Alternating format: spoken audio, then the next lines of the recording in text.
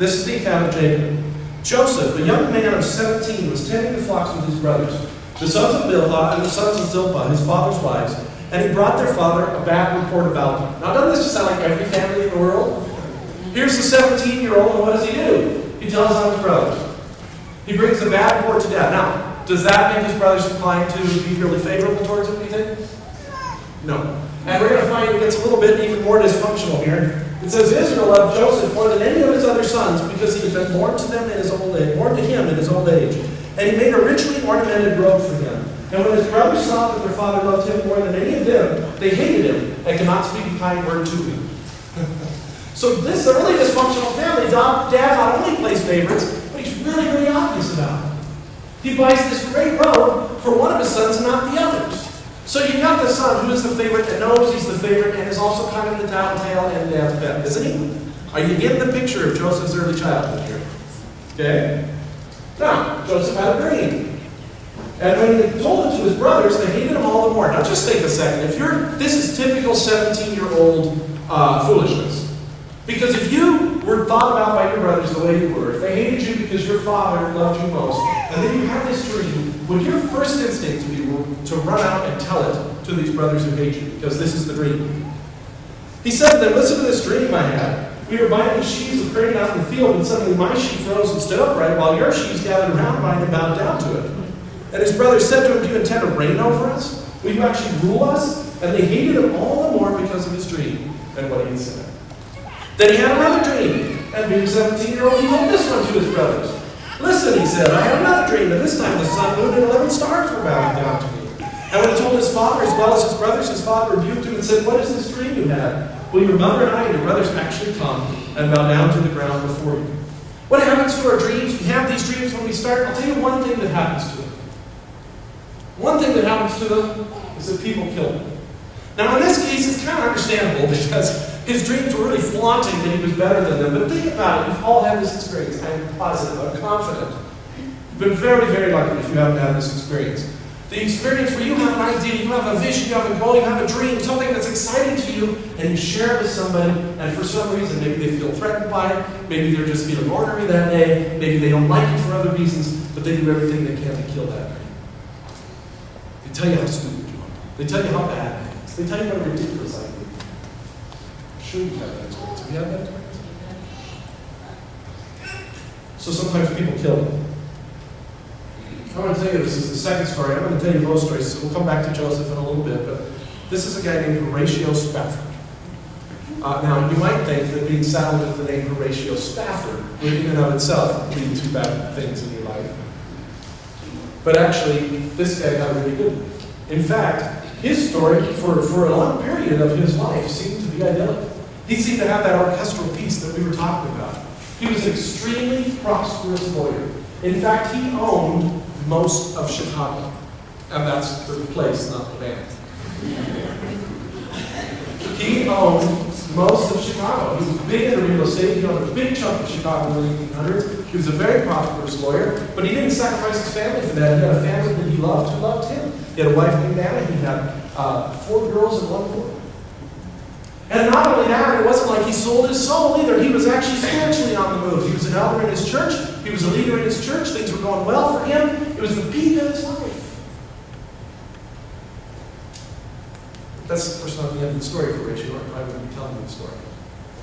But what I want to do before we do that is I want to say this. Most of our lives, even right now, are really not like Horatio's paths.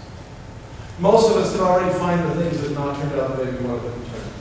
Look, I am very blessed, and I will be the first to tell you how grateful I am for the life that God has given granted. And I have much, much to be grateful for.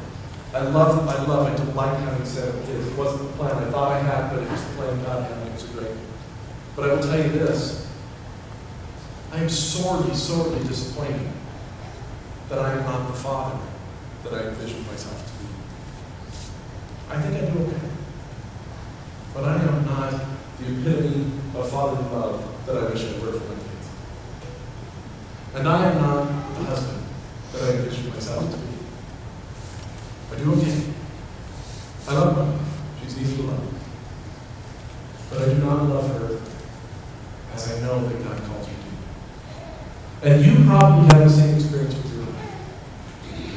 And so I want to give you this little drama, will be another story to show you maybe a picture that's more like your life than like Horatio Spafford's. May not be exactly like this, but it should be.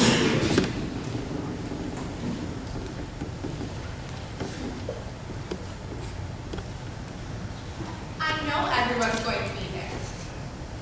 Well, sure, I want to go, but I gotta go to this family dinner. Something to do with Dad's work. No, I can't get out of it. He's just been so... Well, yeah, I've been really looking forward to it tonight, so we're there. I worked really, really hard to get Salesman of the Year. I think I earned it. No, I know I earned it. Yeah, kids are going with me. There's like that Lori off the phone. Yeah, she's at that age. Well, things have just been really rough since Jan left.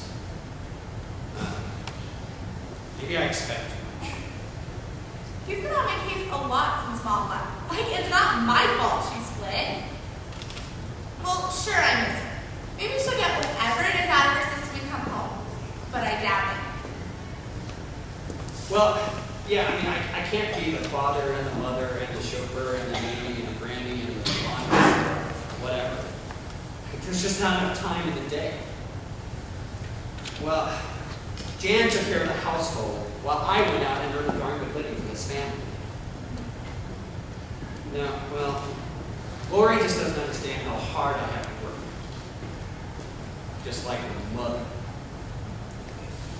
Well, I mean, I just need some help around the house, doing some chores, taking care of Josh and Lee. I mean, is that too much to ask of the oldest child? He makes me do almost all the housework and drive my brother and sister here and there. Well, it's not that I mind so much, but I never have any time left to do what I want to do. Like tonight, I have to sit there in the stall and his friends tell me how sorry they are that Mom left. Like they know or care what I'm going through. And he'll just sit there all proud of himself because he wants another stupid award. When I'd rather be hanging out with you guys. It's just not... Well, yeah, hey sis, yeah, it's time for us to go. Yeah, love you too. Bye-bye. Josh, Lori, Lee, let's go.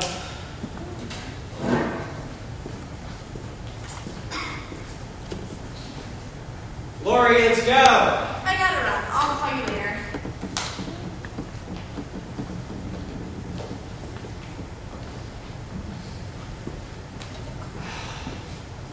I told you to get dressed up. This is a fancy event, and you're going like that? What's wrong with this? What's wrong with it? You're not going like that. Fine with me. I didn't want to go anyway. Oh, no, you don't. Nice try. You're going to tonight, so get ready. Quick! No! Why are you doing this? You know how tonight is important to me. Quit being so freaking selfish. Selfish? Me? Take a look in the mirror, old man. It is always about you. This is just great. Look at the nice example you're setting for your brother and your sister. They look up to you. I don't want to be their example. I don't want them looking up to me. I am not their mother. Maybe if you could get a little less selfish, Mom might still be here.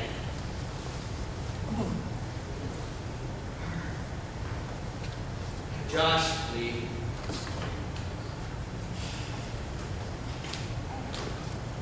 Oh, this makes me so angry.